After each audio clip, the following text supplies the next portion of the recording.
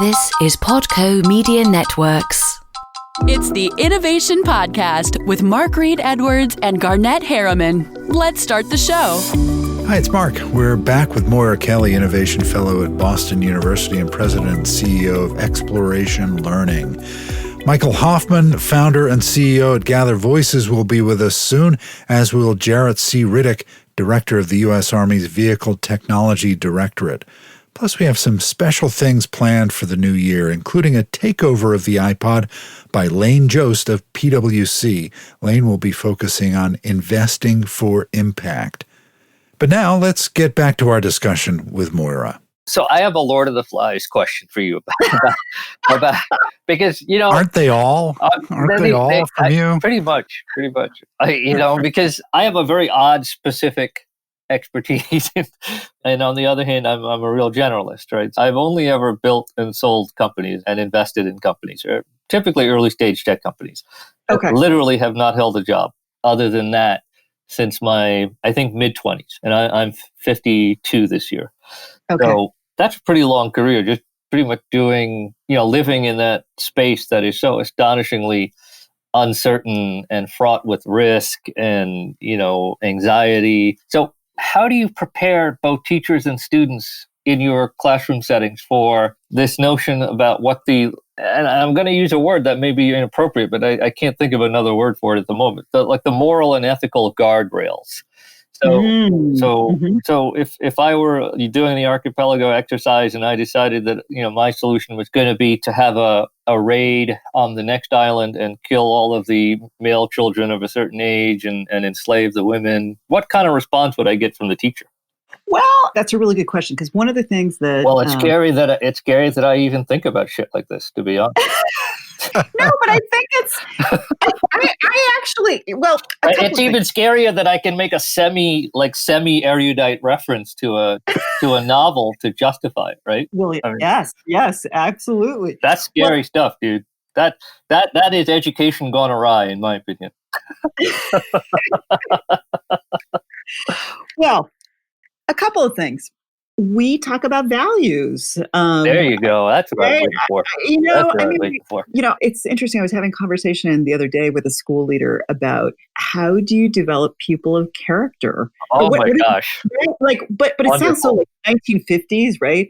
But part of the question for me is sort of like it's not really an old-fashioned notion, but what does a person of character mean? I love it. In the 21st century, and I don't have a prescription for it. I think part of this is... Well, I'd be ecstatic just to learn how to talk about it without pissing off, because you can't have that dialogue in like regular, one-to-one or like dinner party conversation without pissing somebody off. I mean, yeah, except that here's one of the things when I'm working with, because, right, I mean, you start talking values and people go like, oh my gosh, you can't talk about that. It's like, oh, everybody's got different ones, right? But in some ways, I would say not totally true. I mean, for the most part, I think if you say, are there some universal values? Are there some things that pretty much wherever you come from, everybody kind of agrees they're good, like being kind to people, that we shouldn't steal or what, I think there are some ways to discuss these things. But I think the other thing is that it's not for me to tell you what your character should be per se, but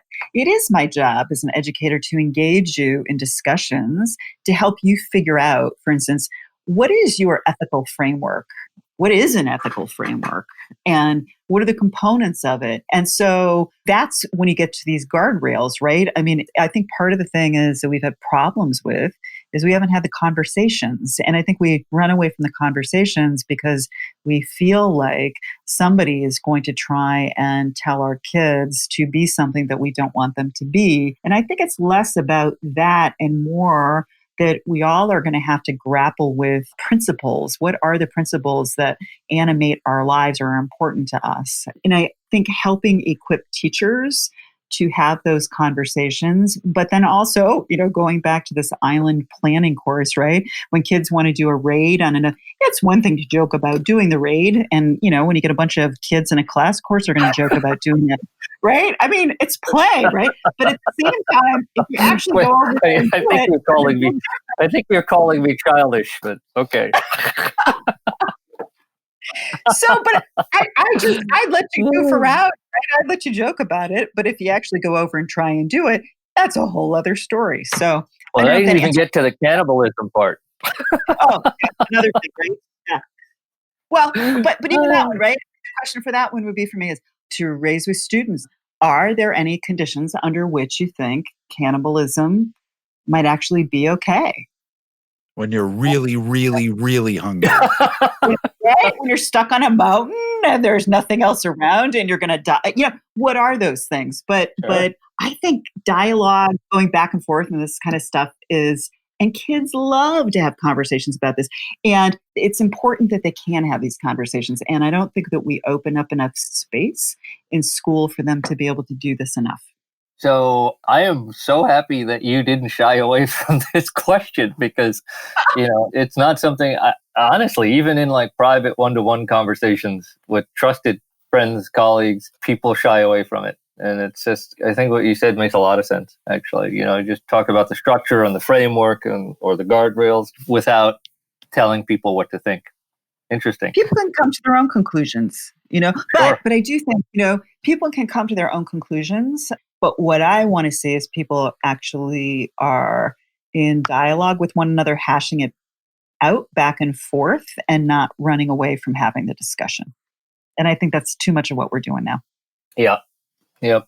And it's got to be because it's so painful in some ways, right? I mean, I feel like in my personal life, trying to have these discussions have ended up in like, painful or, challenging, friction-filled type places, unfortunately. Oh, sure. Well, we don't know how to do it well. I mean, it's just not something that, there's some families that have conversations like this all the time, and there are other places that don't. And if you don't Not learn mine. it in school, right? Well, mine either. Mine wasn't one of those either.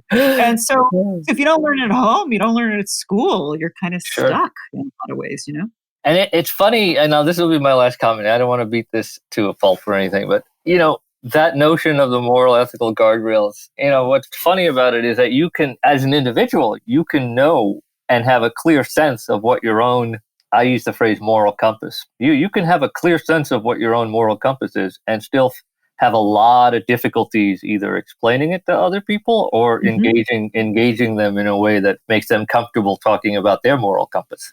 It's a challenging topic for sure.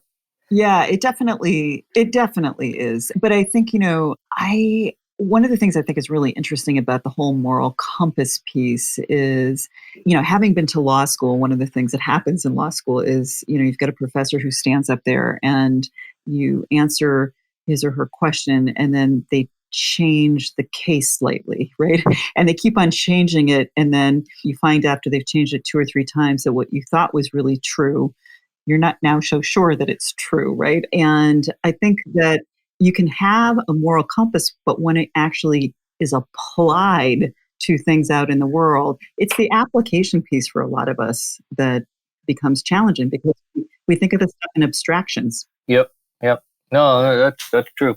So moving on to our next topic, if you could think of things, let's say 3 things that schools should focus on that they're not currently focused on, what would those things be? One of them might be, maybe 3 things, and maybe if you ask me this next week, it'll be slightly different, but I'd say... Wait a minute, just like the law school professor. Right. Well, the world changes, so you can't get stuck in one thing. I'd say cultivating creative confidence would be one. This whole notion of helping students develop character, whatever that means for them, and cultivating curiosity. And the reason I'm saying these 3 things is that I think that creative confidence is thinking about generating possibilities. And it's both kind of coming up with your own, but also getting inspiration from other places. And then dealing with new possibilities also means that you're inherently dealing with risk and uncertainty because you just don't really know where things are going to end up. And it's becoming more comfortable with that uncertainty. And that it's also about learning that you don't need to see constraints as something that's bad, but actually as something that give you some guidance. You're going to help refine your thinking. And it's also the thing where you become more comfortable with things not working out the first time or the third time or the fifth time or the 10th time. It really is in a lot of ways the antithesis of what we're measuring on standardized tests. And you can tell when somebody has creative confidence. And actually, I would say most people had it at one point with little kids. If you spend any time with little kids, 4-year-olds, 5-year-olds, they have loads of creative confidence that we kind of knock out of them over time. And then I'd say this character piece we talked about a lot. It sounds old fashioned, but I also think that it's really about helping. It's at the heart of what it means to be fully human. And it is examining our humanity. And I think this is really essential as we go more deeply into this fourth industrial revolution where we've got these disruptive technologies and trends like virtual reality and robotics and the Internet of Things and artificial intelligence that are just fundamentally changing the way that we live and work. And that this revolution is actually challenging ideas of what it means to be human. I mean, I kind of think of sort of like Star Trek and the Borg. And I mean, that might have at one point seemed like totally crazy, but, it's starting to go like, oh, maybe that's really not that far out there. And I think that there are tremendous opportunities that this revolution is going to bring, but if we don't harness the power of this technology and everything else that's coming at us so that we put people first, it's just going to be really important that we understand how to make ethical and principled decisions. So that goes back to this character piece. And then I think the third one is curiosity. And I think to me, it is the driver of solving the world's most complex problems. It is the fuel that makes someone a lifelong learner. And I think that in this age of acceleration, the only way people are going to thrive is becoming lifelong learners. And curiosity is absolutely tied to that. And so I think that, and curiosity too, interestingly enough to me, is also tied to engagement. And Gallup did a study a few years ago where, oh my gosh, it was incredible. If you look at this chart about engagement in school, kids are in not bad shape until about 5th grade. And then it absolutely starts to fall off a cliff. And so by the time kids are in high school, they are just not engaged at all. They are going through the motions of being in school. So does that coincide with when the standardized tests start in earnest and the teaching actually changes? Well, interesting you say that. There is more testing, but it actually, we in the United States love standardized testing, even in elementary school. But I think one of the things that happens is up until grade 8, most teachers that I talk to and school leaders feel like they've got some latitude to study topics that, quote, are not on the test. There's a little bit less content that they feel they must get through. But when you start high school, because the drive for so many places is get these kids into college, and you have to have X number of courses in math and X number in this and that, it's kind of like we need to put aside all that other stuff and we need to focus in on what's happening. And, if you're taking U.S. history, for instance, in high school, I can't tell you the number of teachers who say, I know kids want to linger on this. They want to talk some more about X, Y, or Z. But at this pace, I won't get through the Vietnam War, right? It becomes running through content. And that happens more at the high school level. And so kids go through the motions, they disengage, they do the test, but there's very little deep learning that's going on in most places. And it's really unfortunate. So anyway, those would be my 3 that I would focus more attention on in schools in a more systemic way. What's really great about those 3 is that they're really easy to remember because they all begin with C. So the 3 C. I'm sure that's going to get you a lot of traction out there in the real world. So it's all good. So I think I already know the answer to this question just based on. It's easy to remember. The easier to make things, the more likely folks will actually act on. I think I know the answer to the next question that I'd like to bring up because you've started to touch on it in several points in this conversation already. But it feels like when you use words like, there's a revolution coming in, education and preparing kids for the future and jobs and all that, it feels like you see some positive momentum for change. Can you talk a little bit more about where you see that and what you think is driving it? Yes, I see momentum for change. It's not as much momentum as I would like there to be, but I think, I think we all know this isn't working, right? I mean, I don't, for the most part, I'm not seeing kids going like, oh, school works really well. Teachers are not saying it. Parents are saying this. We've got loads more kids dealing with anxiety and depression. And we know it doesn't work. And we're starting to back off some of the standardized testing here in the United States. But also, some governments are backing off in other countries too. So, for instance, Singapore has been a country with really high educational achievement for a long time. And they've dropped exams for younger kids and are moving away from this notion as education as competition. And when I was in London at the Education World Forum, I was speaking with quite a few ministers of education and their staff about how education has changed. And I'm not saying that from the perspective that I was pushing this. They were talking about, they're very well aware that we have become too focused on content and not on skills like critical thinking and collaborating with others and working on emotional intelligence. And that people may see these things as soft skills, but they actually are the skills that we need for the future. And these folks are noticing this and seeing this in other countries because they're seeing that if we don't develop those, these skills that we are currently, that we have been working on at schools are ones that AI is going to pick up pretty quickly. And if I can have a computer do this, it's going to be cheaper and easier and faster. I don't need a human being doing this. And so they know that things need to be changing. And so I think that there are individual schools. I mean, we've got there's one school I'm thinking of that is in Idaho. Actually, it's outside of Boise. It's called One Stone School. And, fascinating place. The kids essentially run the show. It's an independent, nonprofit, tuition-free school. And the board of directors at the school, the chair of that board is a student, and the majority of board members are students. And the students spend a lot of time outdoors, outside the school, actually working on projects with businesses and doing self-designed learning projects. And one of the things that you'll see in that school is a level of self-confidence and maturity in those students that you don't see in the halls of a traditional school. There are other schools like Big Picture Learning. Someone who started their teaching career with us at Exploration actually is one of the leaders now of Big Picture Learning. They've got 55 Big Picture schools where students are learning in the real world, and students are paired with a mentor and they do internships. They're basically apprentices and doing some amazing work.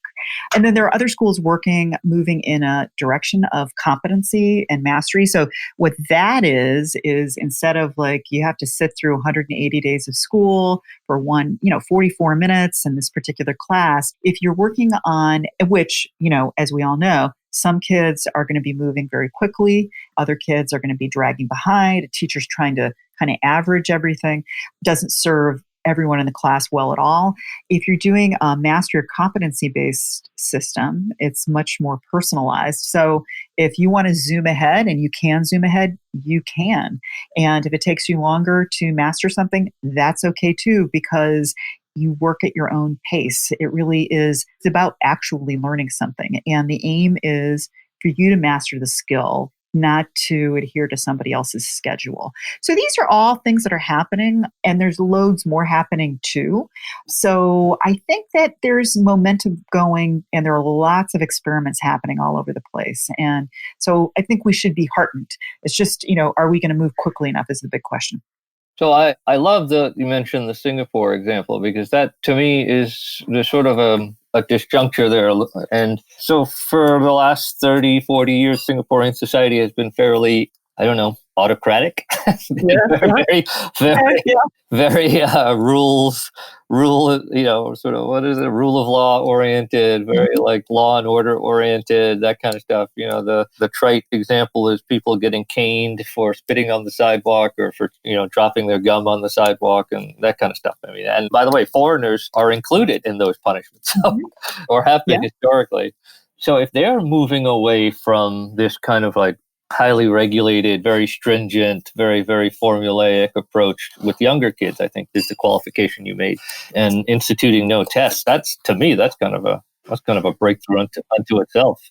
I mean, yeah, we've got an advisor for us. His name is Young Zhao, and he's fabulous. And he speaks all over the world, does a lot of great research. And, one of his questions for me was like, Moira, I've seen this all over the place. You Americans, here in America, and his kids are in the United States, have gone to university and to high school.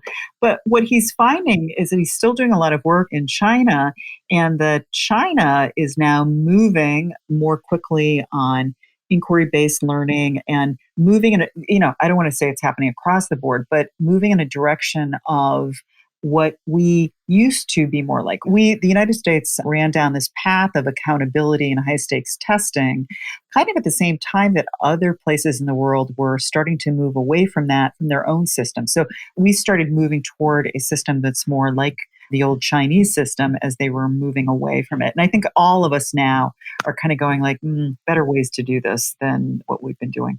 So let's talk about the future, both within the Explo ecosystem, and then just based on Moira Kelly's worldview and macro analysis. The latter being my favorite part of the whole podcast, really. What does the future hold for Explo as an organization and as a think tank, as it were? Well, so one of the things we're doing is we are remaking our high school program to emphasize getting students out into the world, doing real world projects and working with experts. And part of the reason behind that, I'll give you an example of something. We were starting a program in emergency medicine, and I really wanted kids to be able to put their hands on things that they wouldn't normally be able to do at school. And like a corpse. That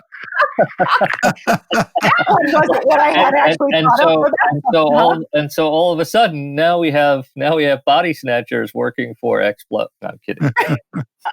Jeepers. Well, I don't know how I was able to do this, but I was able to arrange to get into the Brigham and Women's Hospital simulation lab that they train their doctors on, new doctors and medical students. And they said, yeah, we would work with you.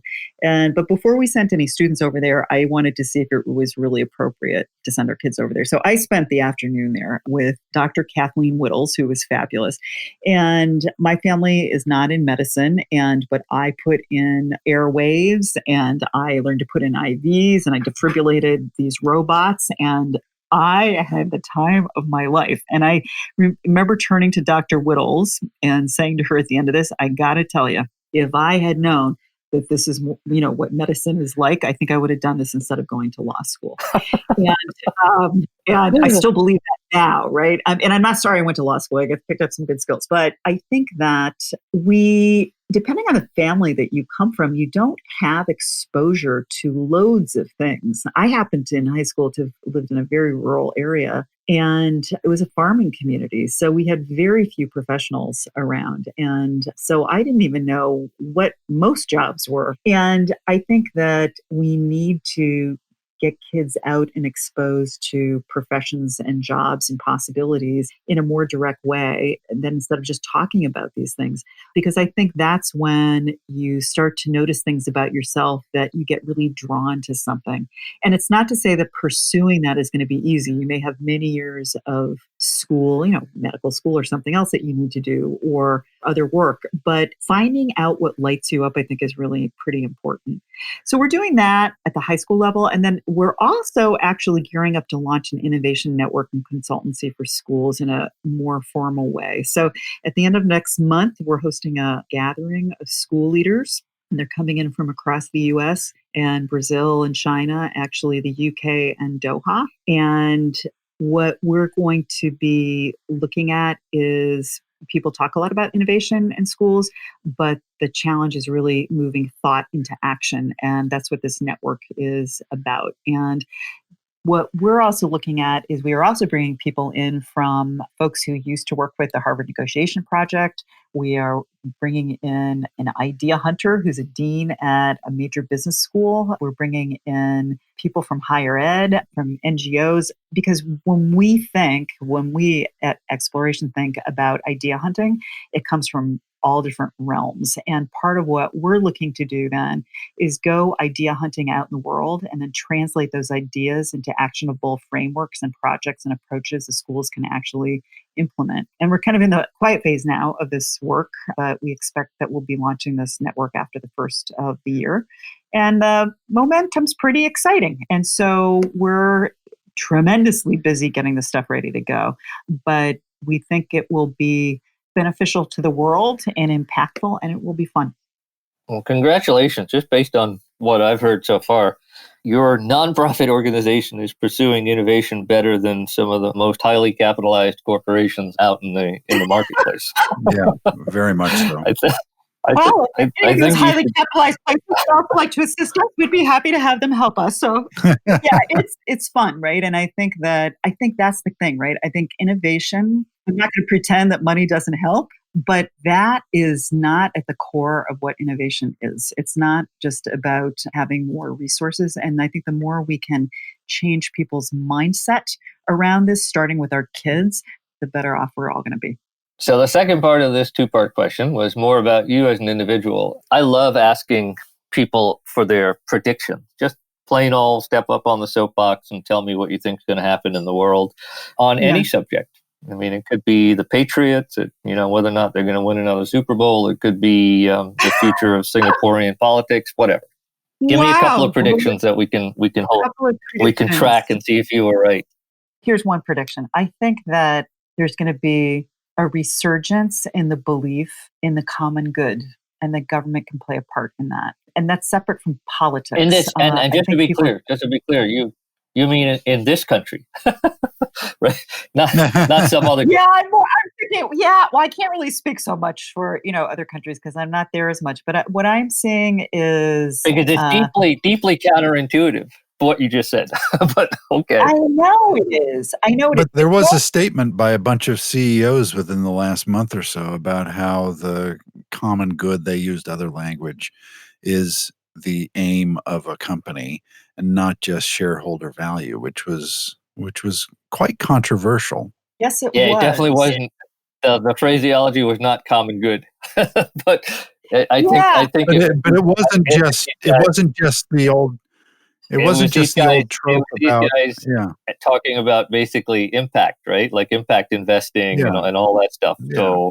So, part of that you have to take with a big fat grain of salt, right? But but I see the analogy. I totally do. Yeah, and I don't want to be like Pollyanna-ish, right? I mean, I'm not holding my breath on what these folks put out. I'm thinking more kind of fundamentally. I think people were in a period of time a few years ago that they were kind of thinking, it doesn't matter what I do. It doesn't matter my participation. It doesn't. And I think people are starting to see like, yeah, it kind of does. So we all play a part in this. I think it's going to look different than it may have back again in the 1950s or something. But I think there's becoming more of a sense of community matters. And I think that's pretty hopeful actually, because we're confronting a future where the easy problems have been solved.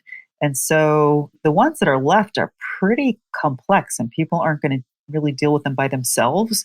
And so I'm seeing more of a, how do we kind of join forces to address things? And so maybe I am Pollyannish, but I'm kind of seeing sprouts of this here and there. And I think it's heartening.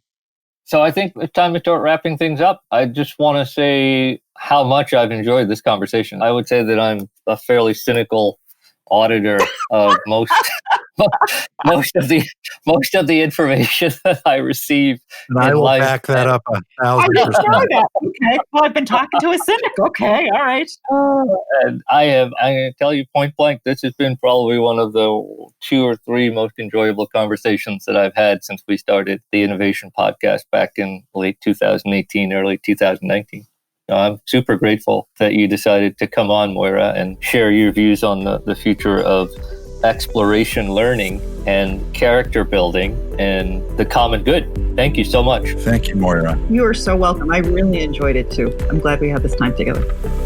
Thanks for joining Garnet and Mark on the Innovation Podcast. Visit theinnovationpodcast.co to subscribe and listen to other episodes.